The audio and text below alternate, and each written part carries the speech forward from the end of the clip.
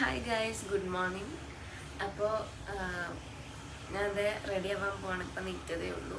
നല്ല ഉറക്ക ക്ഷീണമുണ്ട്. അപ്പോൾ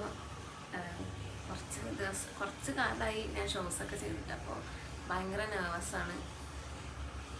എന്നാലും സ്റ്റേജിൽ കയറുമ്പോൾ പൊളിക്കുന്നതാണ്. അപ്പോൾ ഞങ്ങൾ റെഡി ആവാൻ പോവാണ്.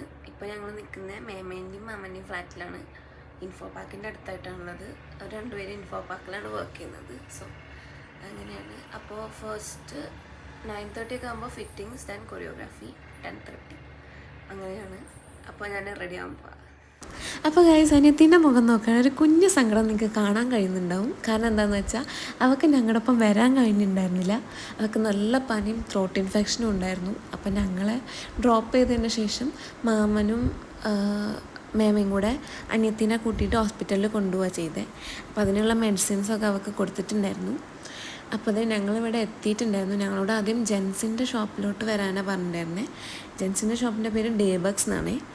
അപ്പോൾ ഞങ്ങൾ കുറച്ച് മോഡൽസും കൂടെ വരാനുണ്ടായിരുന്നു. അവരെ വെയിറ്റ് ചെയ്തു. കുറച്ച് പേരും കൂടെ വന്നു. ബാക്കിയുള്ളവർ ഡയറക്റ്റ്ലി ലേഡീസിൻ്റെ ഷോപ്പിലോട്ട് വരാമെന്നാണ് പറഞ്ഞിട്ടുണ്ടായിരുന്നത്. അപ്പോൾ ഞങ്ങൾ നേരെ അങ്ങോട്ട് തിരിച്ചു. അപ്പോൾ ഞാനൊരു പേസ്റ്റൽ ഗ്രീൻ ടച്ച് വരുന്ന ഒരു ലെഹങ്കയായിരുന്നു എടുത്തിട്ടുണ്ടായിരുന്നത്. അപ്പോൾ എൻ്റെ ഫിറ്റിങ്സൊക്കെ കഴിഞ്ഞു. ഞാൻ ബാക്കിയുള്ള മോഡൽസിനെ വെയിറ്റ് ചെയ്യായിരുന്നു. അപ്പോഴാണ് എൻ്റെ ബെസ്റ്റ് ഫ്രണ്ട് വന്നിട്ടുണ്ടായിരുന്നത്, ശിവാനി.